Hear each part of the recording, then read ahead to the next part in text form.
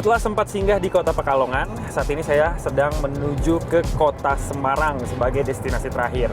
Nah, sekarang posisinya saya ada di tol Trans Jawa, sesi Semarang-Batang.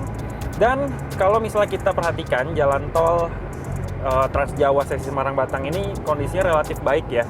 Dari badan jalannya, kondisi aspalnya, meskipun ada beberapa lubang dan juga jalannya agak sedikit bergelombang ataupun bumpy gitu ya. Bisa dilihat nih, agak mengayun ya mobil yang saya kendara ini. Tapi tidak terlalu mengganggu. Melintasi ruas tol Trans Jawa sesi Semarang-Batang, para pengendara akan dihadapkan dengan medan jalan tol yang cenderung lurus.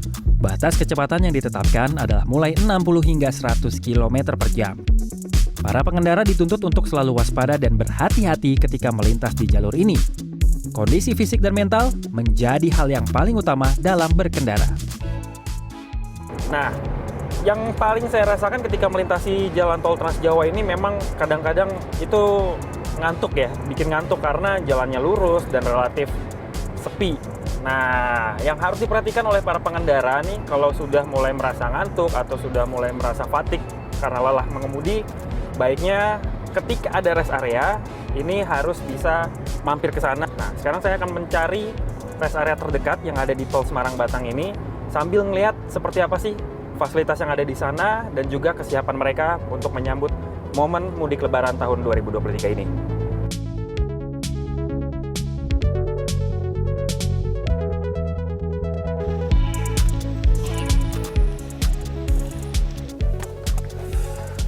Aduh, jalur Pantura panas banget ya, terutama di tol Trans Jawa nih.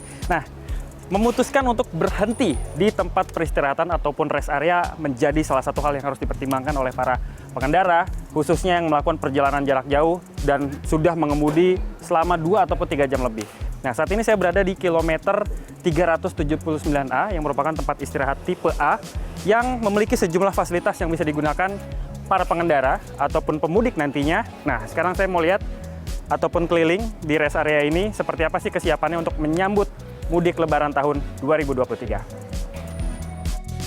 Rest area atau tempat peristirahatan terpadu kilometer 379A merupakan rest area dengan tipe A atau memiliki kelengkapan yang lebih banyak dibanding rest area tipe B. Di rest area ini para pengendara yang singgah tak hanya bisa beristirahat atau sekedar ke toilet. Tempat ini juga dilengkapi sejumlah fasilitas lainnya seperti pujasera dengan tenan yang diisi oleh 35 pelaku usaha UMKM, restoran, toko retail yang menjual keperluan fashion, masjid besar bergaya modern minimalis dengan kapasitas 500 orang jemaah, ATM Center, serta SPBU. Seluruhnya ada 5 titik toilet yang tersebar di seluruh area dengan jumlah keseluruhan mencapai 161 bilik dan urinoir. Ada lagi 4 toilet khusus bagi penyandang disabilitas. Rest area kilometer 379A ini memiliki luas mencapai 10 hektar yang bisa menampung sekitar 500 unit kendaraan pribadi saat momen mudik lebaran. Terdapat juga ruang laktasi, ruang P3K, dan pos pelayanan informasi yang bisa digunakan oleh seluruh pengunjung. Bagi pengendara yang menggunakan kendaraan berbasis energi listrik murni atau plug-in hybrid, bisa memanfaatkan SPKLU yang juga tersedia di rest area ini saat dalam perjalanan mudik lebaran 2023.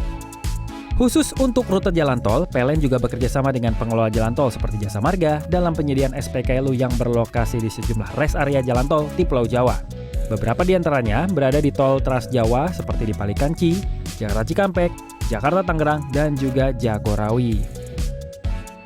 Secara keseluruhan, pihak Jasa Marga selaku pengelola jalan tol juga telah menyiapkan sejumlah hal, mulai dari infrastruktur, fasilitas, pelayanan, mekanisme, dan himbauan kepada masyarakat yang bisa dilakukan di seluruh rest area selama masa mudik lebaran 2023.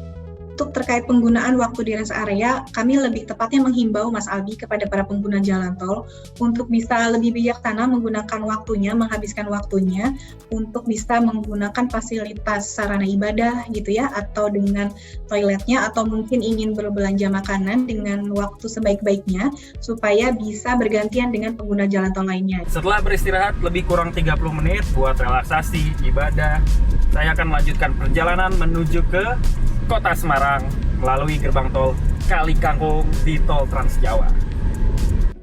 Setelah melihat sejumlah fasilitas yang ada di kilometer 379A, kini tim liputan CNN Indonesia menuju ke kota Semarang dengan melewati gerbang tol Kali Kangkung yang biasanya menjadi titik akhir dari pemberlakuan mekanisme kontraflow ataupun one way yang bisa dilakukan saat arus mudik.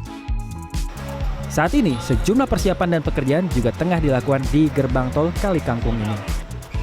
Tim liputan CNN Indonesia, Semarang.